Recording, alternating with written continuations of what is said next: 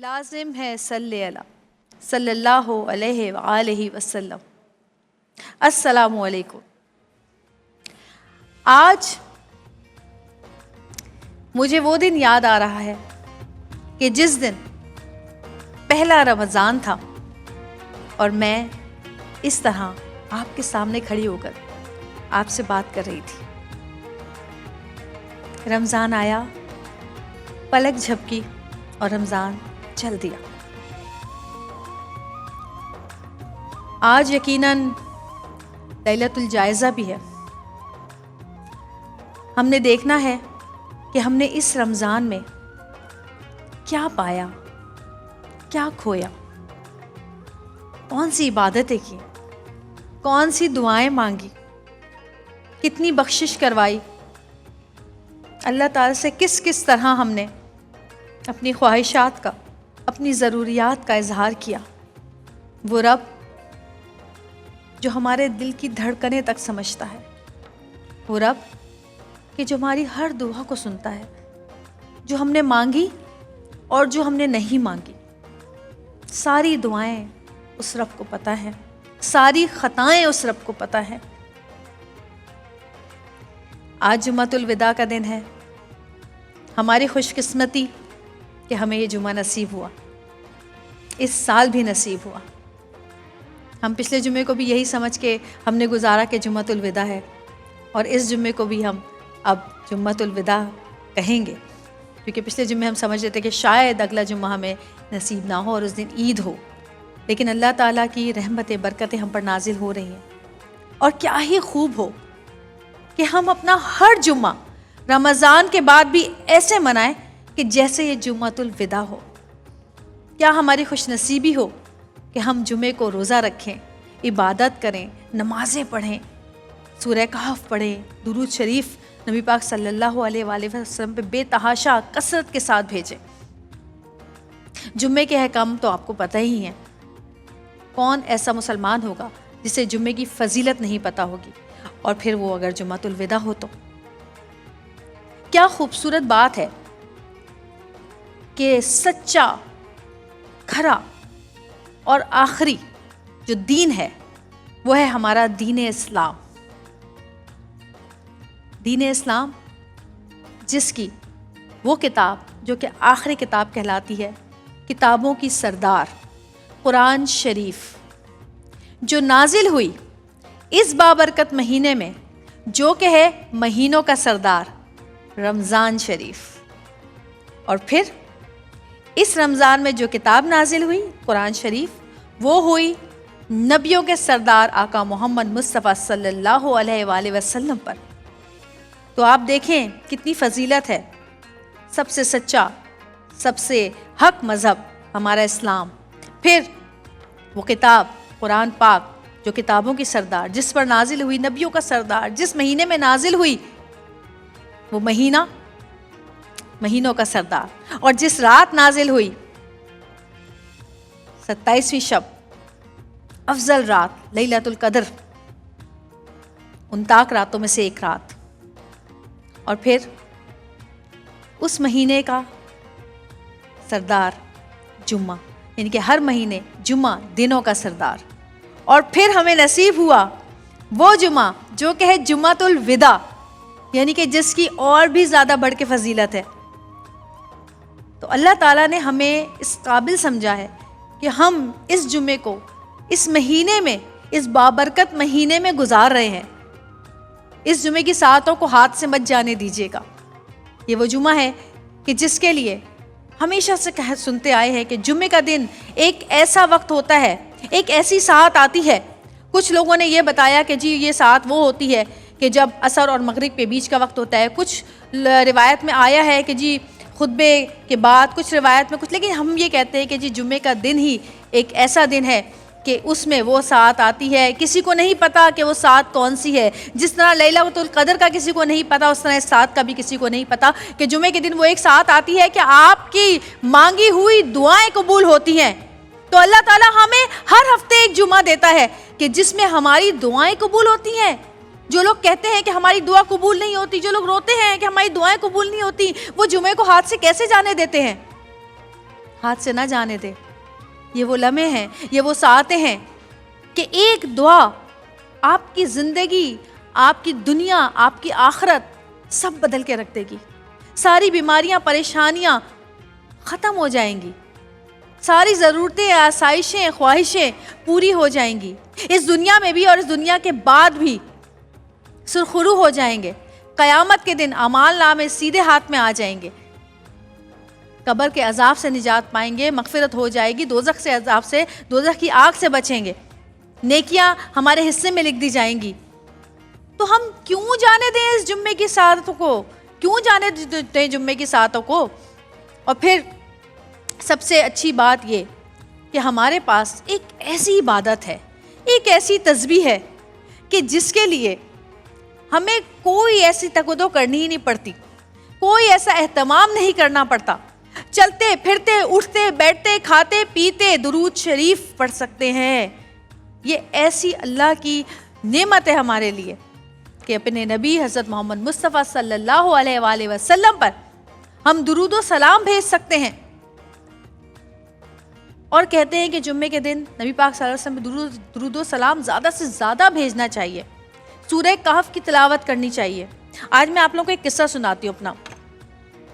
مجھے کسی نے کہا کہ جی سورہ کہف جو ہے وہ آپ کے رزق میں برکتیں دیتی ہے, اور آپ یقین کریں کہ مجھے کسی نے کہا کہ آپ سورہ کہف لکھیں, اپنے ہاتھ سے پڑھیں, لکھیں اور اس کو اپنے گھر میں کسی اونچی جگہ پر رکھ دیں. میں نے بالکل ایسے ہی کیا, اور آپ یقین مانیں کہ جس دن سے میں نے یہ عمل کیا ہے, سورہ کہف پڑھی, اپنے ہاتھ سے لکھی اور اپنے گھر میں اونچی جگہ پہ رکھ دی, وہ دن ہے اور آج کا دن ہے. مجھے کبھی پیسوں کی تنگی نہیں ہوئی, کیونکہ دیکھیں انسان جتنا کماتا ہے کہیں نہ کہیں پہ آ کے ایسی اس کی چیزیں بریک ہوتی ہیں کہ اس کو برا وقت آ پڑتا ہے, اس کو ضرورت پڑ جاتی ہے پیسوں کی, اور ایسی جگہ پہ بھی آ سکتا ہے کہ وہ قرض مانگنے کی نوبت پہ آ جائے. لیکن یقین کریں کہ پچھلے جتنے سالوں میں بہت سارا ایسا وقت آیا, کووڈ میں بھی آیا, بہت سارے ایسی دور گزرا ہے کووڈ کے علاوہ بھی, کہ کبھی کبھی آپ کے پاس پیسے نہیں ہوتے اور آپ کو ضرورت ہوتی ہے پیسوں کی, لیکن آپ کے پاس پیسے نہیں ہوتے اور آپ کہتے ہیں کہ یار اب کیا کریں ہم. تو میرے ساتھ جب سے میں نے سورہ کہف کا یہ طریقہ اپنایا, ماشاءاللہ سے اس وظیفے کے بعد 3 سال ہو گئے, مجھے کبھی کسی سے پیسے مانگنے کی ضرورت نہیں پڑی. الحمدللہ ہر وقت میرے پاس جو ہے نا پیسے ہوتے ہیں, اور اتنے ہوتے ہیں جتنی ضرورت ہوتی ہے اس سے زیادہ ہی ہوتے ہیں.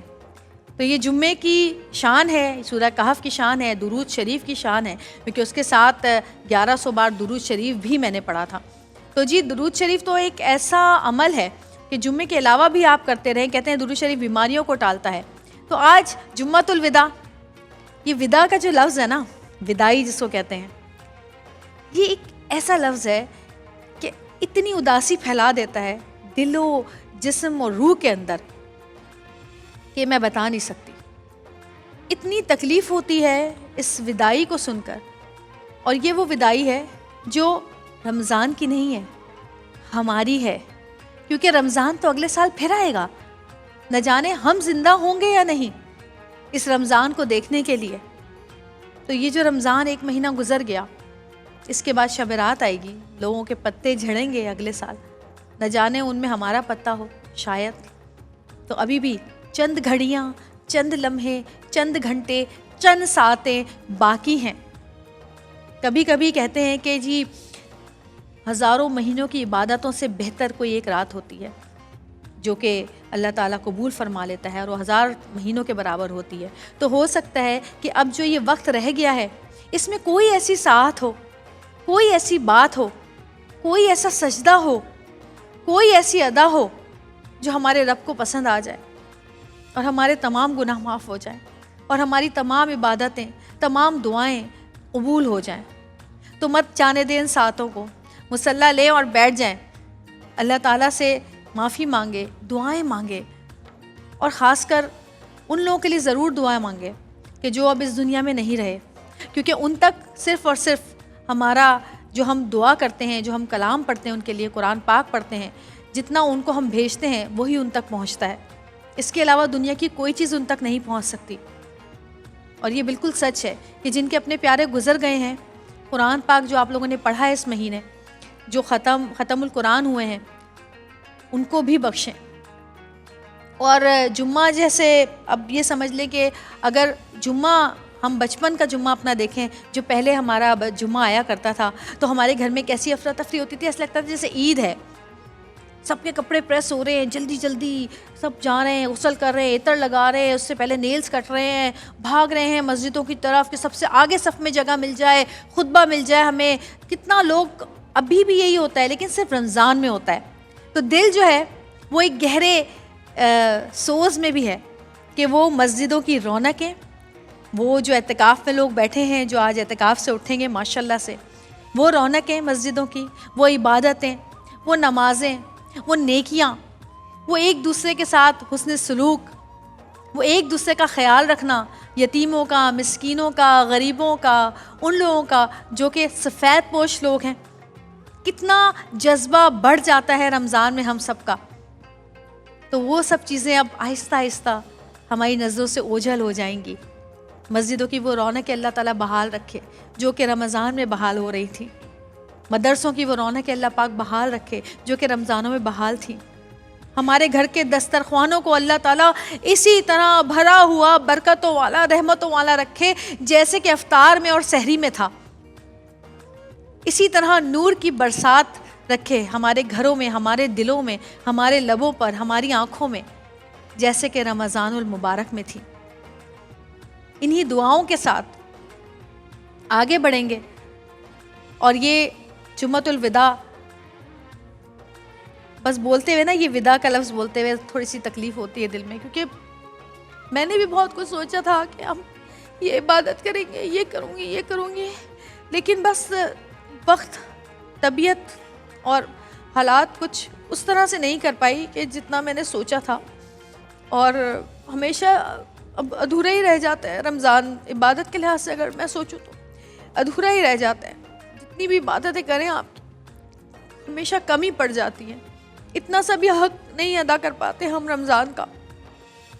بس اللہ تعالیٰ سے گڑ گڑا کے بس یہی دعا کرنے کی، اللہ کم زیادہ، ٹوٹی پھوٹی جو بھی عبادتیں ہماری ہم نے کی، ویسے تو سارا غفلت میں ہی وقت گزر گیا، لیکن جو بھی عبادتیں کی اس کو اپنی بارگاہ میں قبول و منظور فرمانا. اللہ میاں، بہت سارے لوگ ایسے ہیں جن کے کام کے وقت ایسے ہیں کہ وہ بیچارے ایک لمحے کے لیے اپنا کام نہیں چھوڑ سکتے ہیں، لیکن پھر بھی کوشش کرتے ہیں کہ اس کو کرتے وقت کچھ نہ کچھ عبادت میں ٹائم گزارتے رہیں، سب کچھ کرتے رہیں، لیکن اس طرح سے عبادت نہیں کر پاتے کہ ہمیں ایسا وقت ملے کہ بس ہم مصلی پہ بیٹھے رہیں اور ایک سجدے سے دوسرا سجدہ، دوسرے سے تیسرا سجدہ، ایک نماز سے دوسری نماز، دوسری نماز سے تیسری نماز.